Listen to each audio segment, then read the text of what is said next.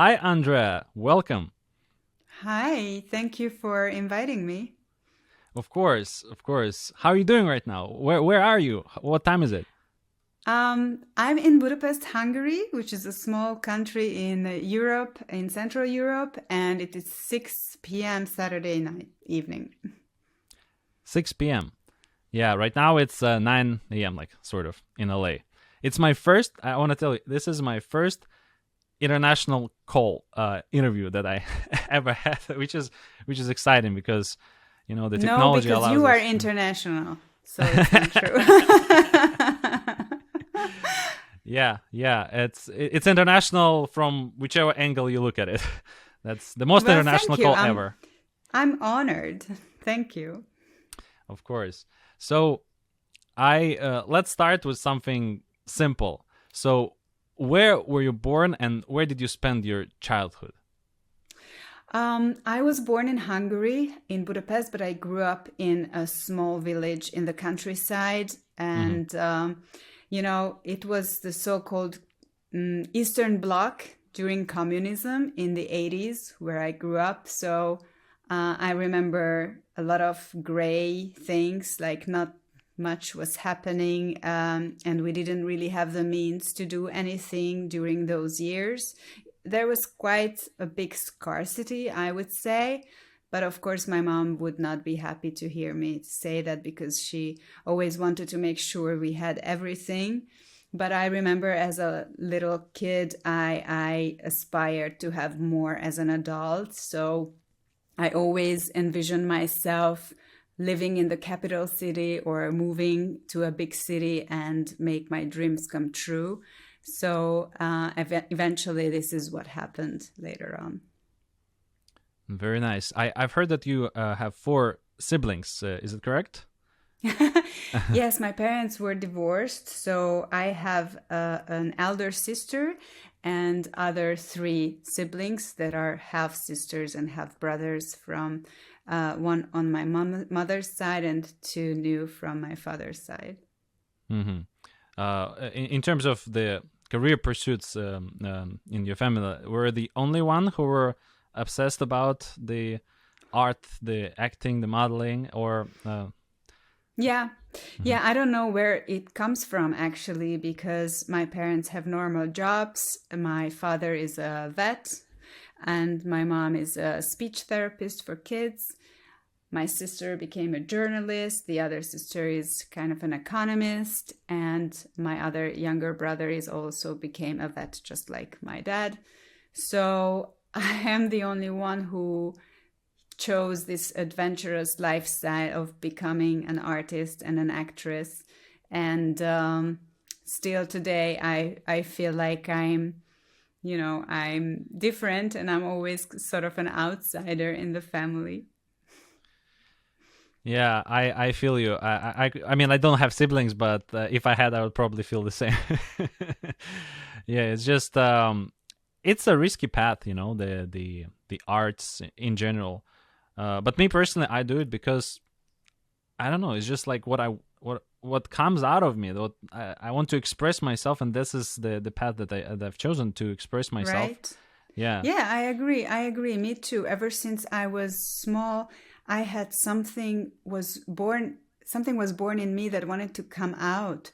And no matter how or what way through, I started as a model, then I became an actress, then I went into producing a little bit. But I always pursued this dream of, expressing myself and contribute somehow to the world through art. Hmm. At what point do you think? Is there a point in your life when you realize that I want to pursue acting? So you said you started modeling. Were acting in your head right there, or it entered your life sometime later? Actually, I think I was 6 years old when I first thought to become an actress, but then I put that thought aside because, as I said, it was not a realistic dream to become an actress during communism in Hungary. But when I turned around 15 or 16, then I started modeling, and it all just happened naturally that I could make a living out of doing fashion shows and catwalks and photo shoots. And those turned into TV commercials. And by doing TV commercials, I realized, oh, this I like much better. I like better motion picture. And then I went to an acting school, and that's when I really remembered that, oh my God, actually, this is what I was planning to do when I was a kid. But I wasn't that conscious, obviously, all the way through. Mm-hmm. What was the first film set that you felt like, oh, I'm an actress now or an actor now? It was an unbelievable experience. Even today, if I think about it, if I think back, I got a call on a Thursday night from a casting director as a model, and she asked me if I was available the next morning. And I asked, what for? Before you should tell me what for, and then I'll tell you if I'm available. And she said, you should shoot a scene with Brad Pitt. And I said, okay, I'm supposed to go to school, but I guess I can skip. So it was one of my first professional experiences to be involved in this wonderful movie called Spy Game by the late Tony Scott. It was about 20 years ago already. However, the movie is evergreen. And I played the niece of Robert Redford in that movie. And I had a scene with Robert Redford and one with Brad Pitt. So that was quite an impressive start, I have to say. And then it also brought me to London to shoot the second scene. And as you can imagine, I was maybe 19 years old. I could barely speak English. And they took me to London and they put me in a limousine. They gave me a 5-star hotel. And all I had to do is just deliver my line in that scene, and then they brought me back. They flew me back to Budapest. So it was a nice start. When you were on set of the Spy Game, did you get a chance to talk to Brad Pitt or Robert Redford or someone else? Were there a person who really inspired you during that whole adventure? Yes, I was playing opposite Robert Redford, and despite I couldn't speak very well English back then, I learned some lines that I could tell him, and I remember him telling me about the importance of going to acting schools because, as I said, I was a model back then, and he emphasized that my looks are just not enough to pursue an acting career, and this is a craft that is, so complex, and one needs to master it properly to have a career and not just one role. So he encouraged me to pursue this profession and attend acting schools. Yeah, so I'm sure you attended a few different acting schools, spent your time, your money, the effort. What do you think is the most valuable lessons that you've learned while you were studying acting? I went, for example, even to LA, to Los Angeles, to try out workshops there. I remember every summer for a month, I took off and went to LA and tried different acting schools there because I was curious how American actors learn acting and how American actors are different from us. And it was such a good experience because, of course, I've learned that we are no different. We are just as valid as European actors, as American actors. And sometimes there were exercises during the day. Sometimes I even prevailed or won the exercise and came out the winner of the day, in an acting exercise that gave me the confidence of, yes, this is what I was born to do, and this is what I want to do, and this is what I can dedicate myself fully to. This is not even a profession, but more like a devotion, a dedication of my life to the art of acting and and movies. Yeah. Apart from the your inner drive to express yourself, what do you think motivates you to keep auditioning, or keep applying for new roles, or keep finding new projects to act in, or right now produce? What is that, maybe external one, like external factor that might inspire you to do things? Like, for example, you want to act with Meryl Streep, for example. I mean, it's an example, yeah, or something like, oh, I'd like to work with this director in my life. Is there something like that? There used to be, when I was younger, I pictured myself playing opposite this or that, or A-list stars, or picturing myself on billboards and running the headlines of industry news. But today, after nearly 25 years in the industry, what inspires me most are good performances by unknown actors. And I can rediscover again and again that, even if our industry is so hard and so competitive, it's so nice to see talented actors on screen and see them expressing themselves and getting the recognition that they deserve. And that's what inspires me to discover new actors that I haven't known before. Yeah. I know that you speak English, Hungarian, Italian fluently, and plus Yes. French, I think, and German, right? A little bit. My German is like advanced, like mid level. My French is just very basic. But yes, I've lived in Italy for 10 years, and that's where my acting career took off, because I used to learn Italian even before, and I majored in Italian language and literature. So my Italian is almost like my second language, and then I perfected my English as well. So yes, I can be fluent in 3 languages at least. Well, that's an achievement in and of itself. I watched your short film, Chuchotage. Is it? Oh, Chuchotage? thank you. Chuchotage, Yeah, yes. Chuchotage. And I think that's the movie where your skills of your Italian and Hungarian kind of came together in the short film, and in a beautiful, climatic punchline. Because it's pretty much like a comedy short film, and it was It was shortlisted for the 91st Academy Awards, right? The Oscars.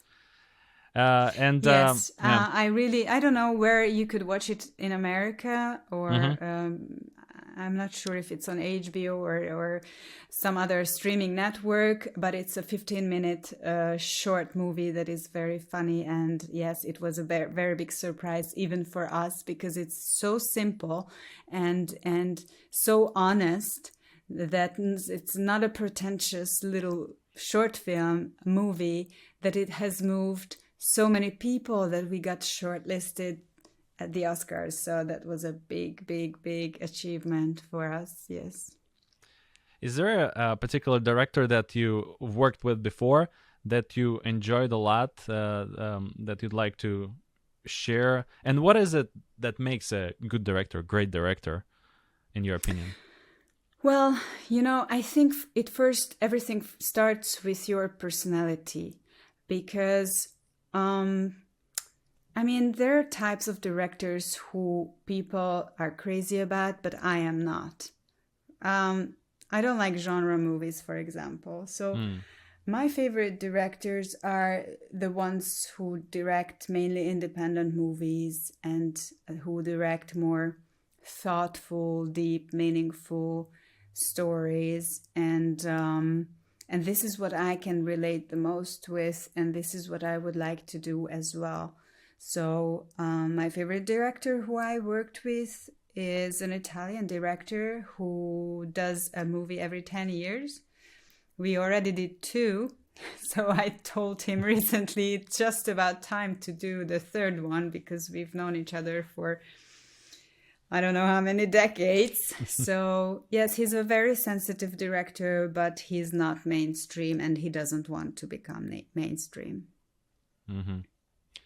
Well, I assume it's easier to work with the director who you know for many years than with the director who you see for the first time, or maybe you have experiences where you saw a director for the first time and you were amazed how flawless was the the connection with them. Yes, well, it also depends on the state of mind and state of your energetic being in that moment, in the moment in your life when you find yourself again in a project on set with new people. And sometimes, people, depending on what stage they are in their careers, can be more open or can be more closed. And it's just important to try to connect with everyone as on a level, on a human level. Like, I don't really care if you're a director or actor or extra or a sound engineer or a costume designer, but I would like to know you as a person. And we have to connect on a personal level, and that's where we can start to work from, I believe. Mm-hmm. How do you prepare for a role? Like, how do you got cast in the movie and now you need to be in it? What is the process? Yeah, what is the process of actually becoming that character, so to speak? It's changed, and it's still changing, I think, because there were times when I was young, when I was so insecure that I would work on a character for 3 weeks before shooting and jump on a train to go to Vienna to my acting coach to pay her half of my salary just to make sure I broke down the script properly, and I beat by beat I knew everything and everything was in place. But then, of course, after nearly 25 years in acting, as I've said, I realized that sometimes I don't have to hand the power over to someone else over my decisions, because sometimes what happened was that I was instructed by the acting coach or the dialect coach to deliver the line in a certain way, but that was not what the director wanted. So I got a bit confused or derailed. So lately I have much more confidence about what I'm doing, and I don't always ask for coaching or permission for what and how to construct, because we always construct the characters from inside out. So I trust the process and I trust myself enough today to do it on my own. And I spend a lot of time with the character, thinking about her and try to imagine her a lot before shooting, and just to have some questions around her, what struggles, what difficulties she's having, and really immerse myself into her being. Mm-hmm. Yeah. Is there particular moments from sets from the actual filming that stood out, that you remember? Funny moments, or magical moments that sometimes happen on set. Is there anything that comes to mind that you'd like to share? Yes, it's been 20 years, but I always tell this anecdote about Brad Pitt when we were shooting Spy Game here in Budapest. The scene was very simple. He was supposed to knock on the door. I opened the door and I gave him the instructions of going up to the roof. And I was very embarrassed, I guess. I was 19 years old. Of course, I had to shoot a scene with Brad Pitt, so I was stiff and, I couldn't even remember my own name, probably. So it was a very stressful moment, and he probably saw that I was stiff and stressed. So even for professional reasons, he wanted to loosen me up a little bit. So at one take, instead of thanking me and going back and going up to the roof. He just knocked in. I opened the door. I told him, go upstairs the roof. And instead of going up, he just stepped into the room where I was and locked the door behind himself. So he changed the script and he changed the scene because basically he decided to rather not to go on the roof, but just to stay with me in the room. So it was a very funny moment, and all the crew was clapping and whistling and cheering for us, who remained for 3 seconds, together in this separate room. Yeah, that's something to remember. For yes, sure. It was funny. Yes, I'm not sure he remembers though, but I do. Well, maybe if I ever have him on this podcast, we can talk about that. Yeah, talk about that moment. Yeah. So let's move to failures. Do you have anything in particular, a particular failure that you'd like to share, especially the one that turned out to be actually a blessing in disguise, so to speak? Is there something that comes to mind, either from acting career or from just life in general? Yeah, I try to be not so specific because I'm not here to badmouth any of my movies. But of course, I have like 45 credits, so I didn't like them all, of course. So there were some movies that I disliked in the making because probably I didn't like the people I was working with. So it happened that I had very, very tough times on set, extremely long shooting hours or impossible shooting hours, and working with people I didn't respect. And that movie at the end gave me a moment in America, for example, that was one of my main purposes and my main objectives to reach as an actress, So I had all the press and all the red carpets and the movie being released worldwide, everywhere.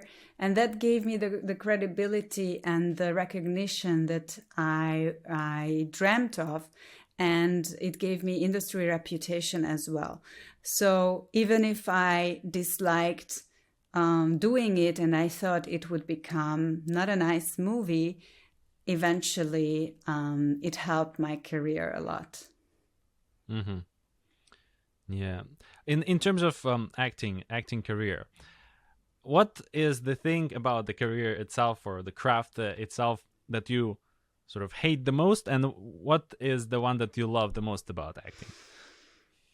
I think it's both the same because it's such an uncertain business.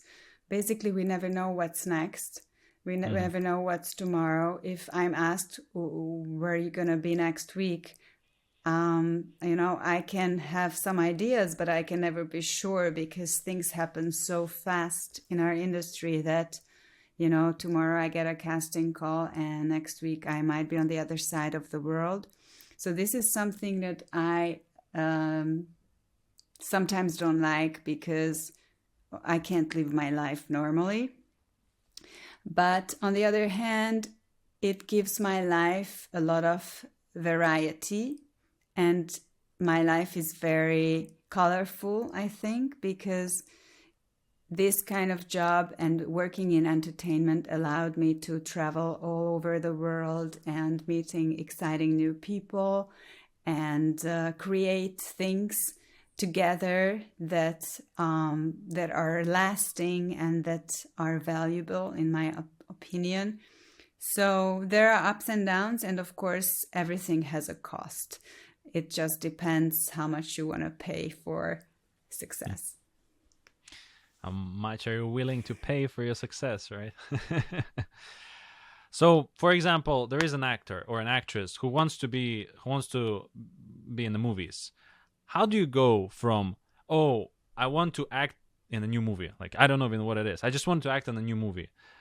How do you go from that to, let's say, having your film shortlisted at the Oscars? 25 years. No. I mean, I think there are no rules in life, honestly.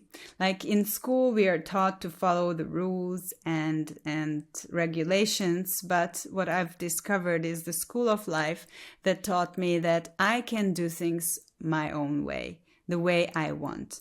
And I don't know how it is in Russia, but in Hungary, the drama school is quite a closed system, meaning that you cannot apply above 21 because you're too old.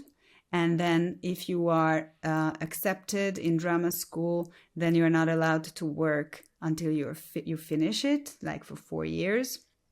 Maybe it's a residual of the communist mentality, but I said, even if I was only like 20 years old, that no, I don't accept this. I'm going to do it another way, and I'm going to do it my way, and I'm going to show you, and I'm going to prove you that it's not the only way that this can work, and I can make this work.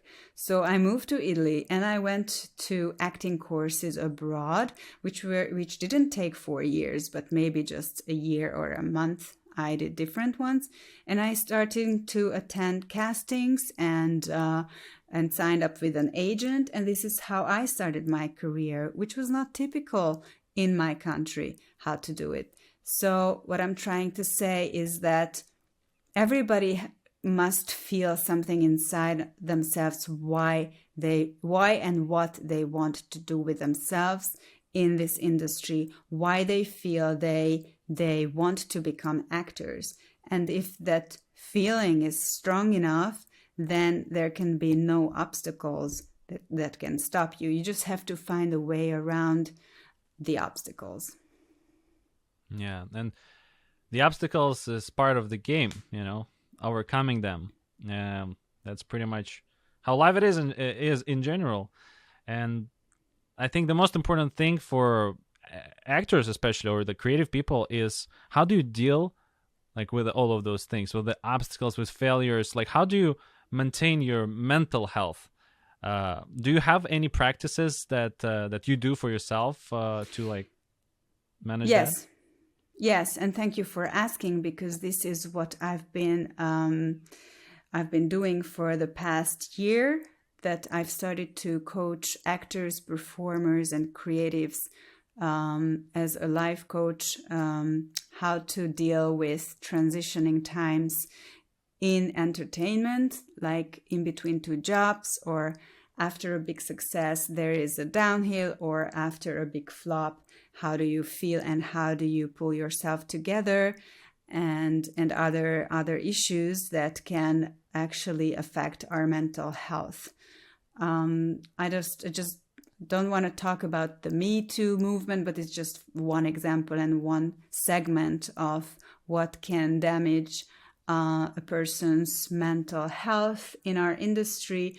But there are other things as well that are so powerful that actors sometimes don't see other solutions rather than taking drugs or substance abuse like alcohol, or even plastic surgery. I think it's a sort of self-punishment, or I don't know how to say, that people just destroy themselves sometimes, or the system destroys them. So I have my ways of how to keep sane, and I would like to pass them on to people who need it.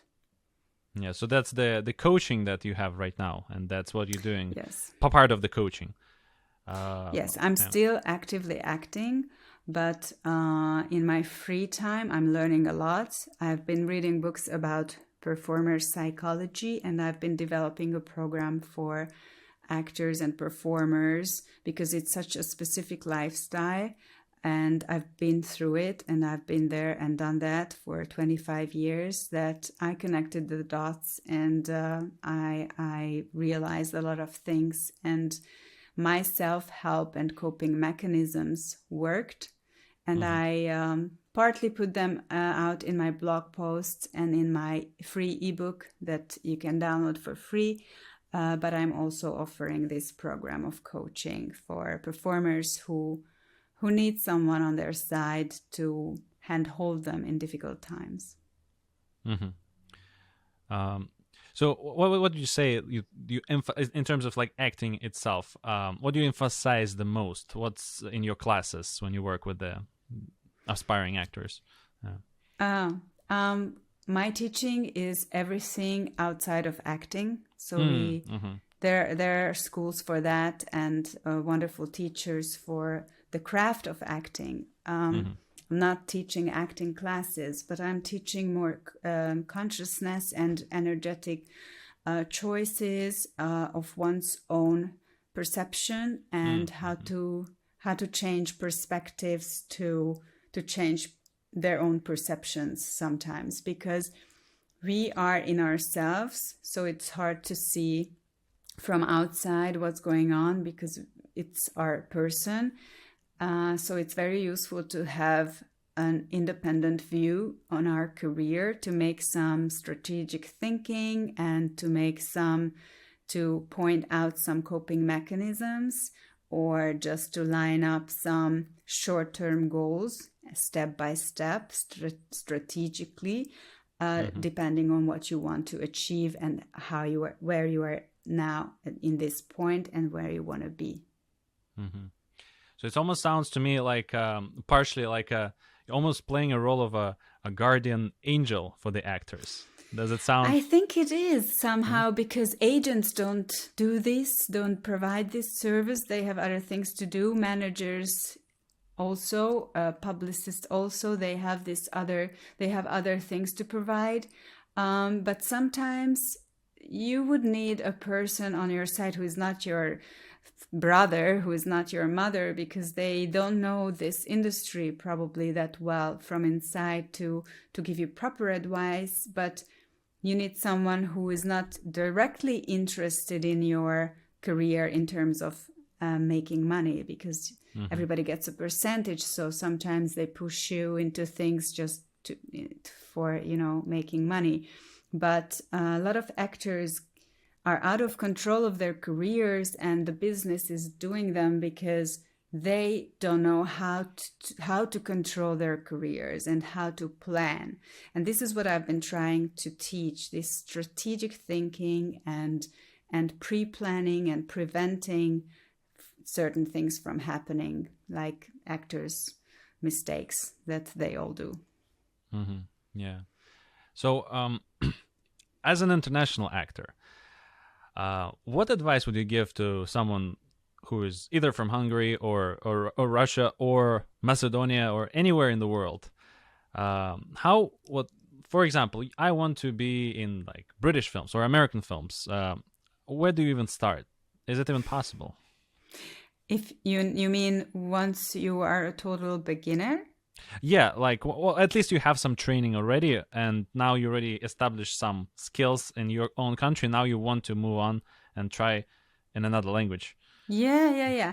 I think that's the best idea, because I always encourage my actors to move, to relocate for a little bit at least, because once you are in a different environment, you discover so many new sides of yourself. It's just what happened to me as well.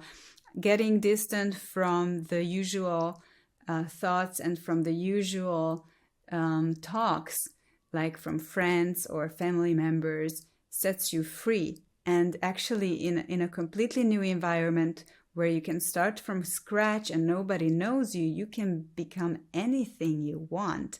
And let me tell you one thing, with acting in a foreign language, actually, it was deliberating for me, because I realized that Italians were so open and so grateful for me to try to act in Italian, that I could feel, even if I make mistakes, even if I don't pronounce everything perfectly, they would still love me. And, when you act in your own native tongue, then you have this pressure on that you have to deliver everything perfectly, 100%. So I think it's much easier sometimes when you speak a foreign language, at least on a conversational level. You should definitely try and find the courage, if you haven't found it, to buy that flight ticket and go on this adventure. Yeah, I definitely agree with you on that. Yeah, there is some kind of liberation in that, and yeah, Because you've been through it as well, right? yeah, You did the same. and still doing, yeah, sometimes, but yeah, I never actually listened to anyone said that, anyone from like another country who like acting here. That's good to know that someone else feels the same way. Yeah. Yeah, yeah. I think so. For me it was this, that now that I think back on my career, that I think this was very helpful for me to act abroad.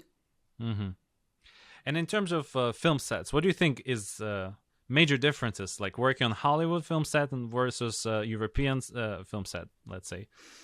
Well, in Or you can. Mhm. America, in America, I did one super big production, $46 million, something like that. It was great because I thought, yes, this is what I wanted. But there is this quote: "Watch out what you wish for, because it might becomes true." On that set, everybody was so distant on a human level that I could barely know anyone. Like, I was sitting in my dressing room for most of the time alone, because it was set that way to, be there 1 hour before. And everybody was so busy that nobody had the time to, take coffee with me or have a chat with me. So from one side, it was a nice experience because there was money.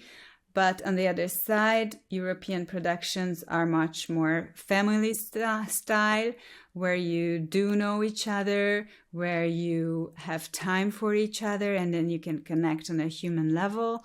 And I think this also has to do with the size of the production, because where there are hundreds and hundreds and hundreds of crew members, it is impossible to feel like you are part of a group that you can really own.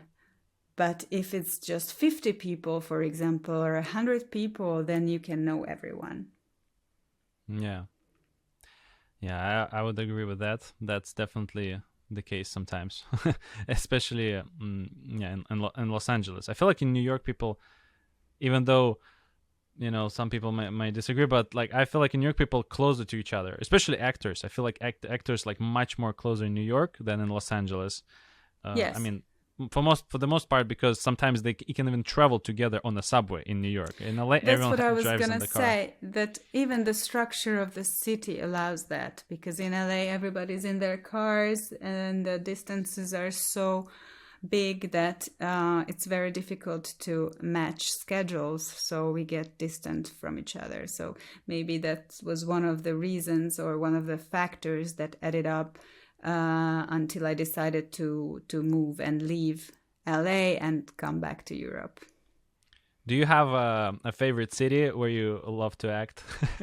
I mean, that's a weird question, but if you do, please share. If not, we'll move on to the next Oh, question. if you haven't been to Budapest yet, it is the most beautiful city really in the world. And I'm not talking politically now, but just the sight of the city is so majestic. Buda and Pest are two different parts of the city that is divided by the Danube, which is a huge river. So I think it's just picturesque to be in Budapest, and really this is my choice to live in Budapest. I lived in Rome, I lived in LA, and now I decided to live in Budapest because it's a lovable and livable city with nearly 2 million people. So it's big enough to feel like you're in a big city, but it's not that big that you get disconnected from people. hmm So apart from career, personal reasons that you decided to stay in Hungary, what are other, I guess, fun factors, or like a factor that influence you to stay there? Like, for example, in LA, I always come back to, the weather is amazing. There's millions of other more important reasons, but like, the weather always keeps me there. But is there something like that, like maybe food or particular place, architecture, anything? I think my heart mainly. Also, architecture is beautiful, but the fact that we are in Central Europe, it takes me 1 hour to fly to Berlin, 2 hours to fly to London, 1 hour to Rome. So I'm pretty close to everywhere, and it takes me 3 hours in train to go to Vienna. So I'm right in the middle of it. So no excuse. I can just jump on a plane anytime, and I'm close to everywhere. This is another advantage of living in Budapest. Yeah, that sounds like a perfect place to be. I need to start learning Hungarian. Oh my God, that's one of the most difficult languages in the world, they say. Yeah, I probably would agree. Because, this is my first time actually, no, second time that I speak with a representative, let's say, from Hungary. Yeah, so that's beautiful. And I love architecture.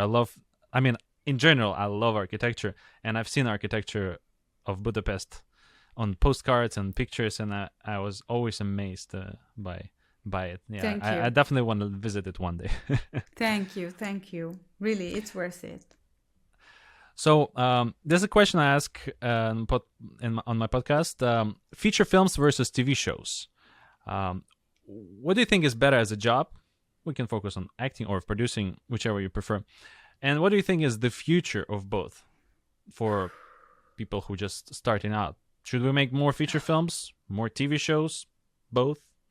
If I knew, my instinct says, but I'm not an expert of the movie industry in that sense. My instinct says that more television and more streaming networks will prevail.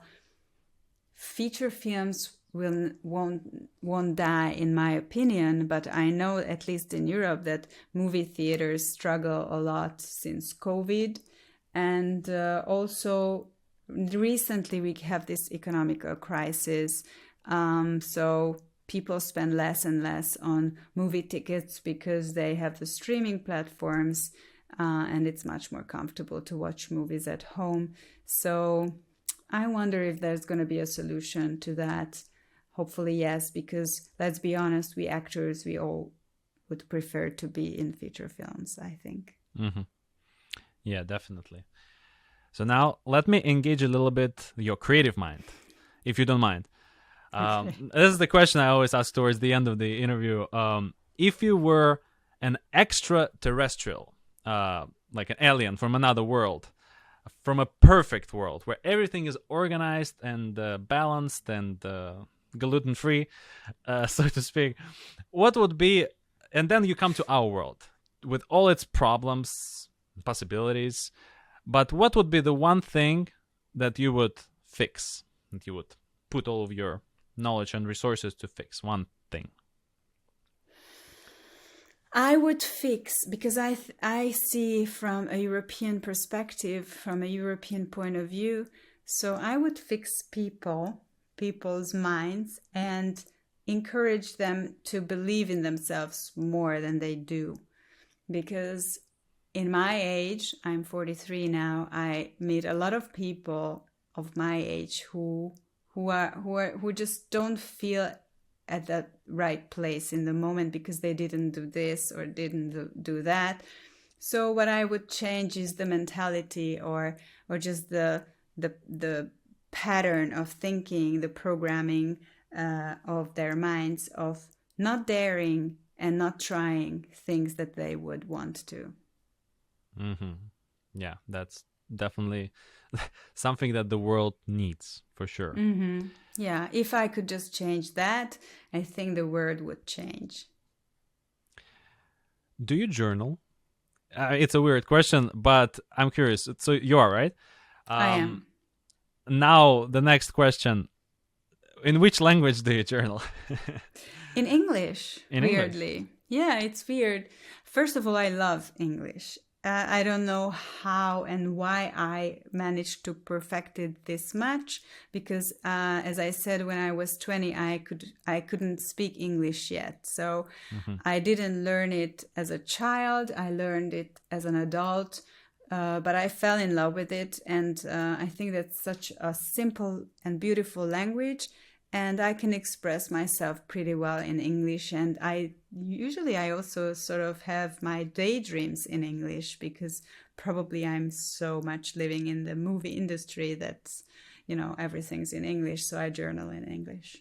Yeah, I actually do the same. I journal in English myself. Yeah, although I'm trying to learn French, but sometimes I put a few words, but not like, but mainly in English. Yeah, in Russian it's quite rarely. Although I try to read a little bit more of Russian literature. Is there anything else that you'd like to add? You'd like to mention? Yes, I think I would like to emphasize that I'm giving out free complimentary coaching call sessions online for actors in the entertainment industry. There is this first transformational call that is completely free of charge, and so you have nothing to lose. And I would invite everyone to get on a call with me, and I would love to connect and get to know your situation and have my insight on your situation, because I think if we connect, then we can overcome many issues together. Yeah, sounds great. And now, the final question of the interview that I ask everyone, and including myself, obsession of the week. What is your obsession of the week? Like, for example, it could be something small and ridiculous. This week, I'm obsessed with the postcards based on the Bill Cunningham photographs. He unfortunately passed away, but he was taking a fashion, like street fashion photographs and also runways. And I'm obsessed with his eye, his vision. And I even got his postcards now, and I love sending postcards. I'm going to start sending those soon. What is your obsession of the week? Good for you. It's nice to hear. Oh my God. My obsession of the week has not much to do with art, but rather with changing people's mindset, because I got obsessed with the zero waste culture, and I'm getting obsessed. And so this morning I watched an hour webinar about composting. Yeah, that's amazing. We're gonna put that link in the show notes, so everyone start to do the same. I start recycling bottles important. Myself in LA, Absolutely. which is weird. It's another world. It's a complete. You can get really obsessed and question yourself with every little thing that you have to throw away. Where to throw this and where to throw that. It's really a new mindset. Yeah, you have to make it simple for people to do that, because we have a lot of things in our mind. We just need to make it okay. I just put it there and it's fine, and the nature is safe. I guess that's what needs to be done, to simplify. Yeah, to make it. You're right. As flawless as possible. Well, Andrea, it was a great interview. It was so nice to have you here. You inspire me. Like while I was reading about you, watching your films, I was like, oh my God, I need to write this new film that I've been thinking of. Like, you really. Yeah. Please do. Yeah. Thank you so much. Thank you so much for coming, and thank you so much for bringing your energy, your joy, your experience, and passion for acting. Thank you. Thank you for your time and for your trust. And of course, my offer is valid to you as well. Just, you can book a session with me online on my online calendar. And if you have some self-doubts or any difficulties you're facing, even later on, just feel free to reach out and we can talk it through. Of course.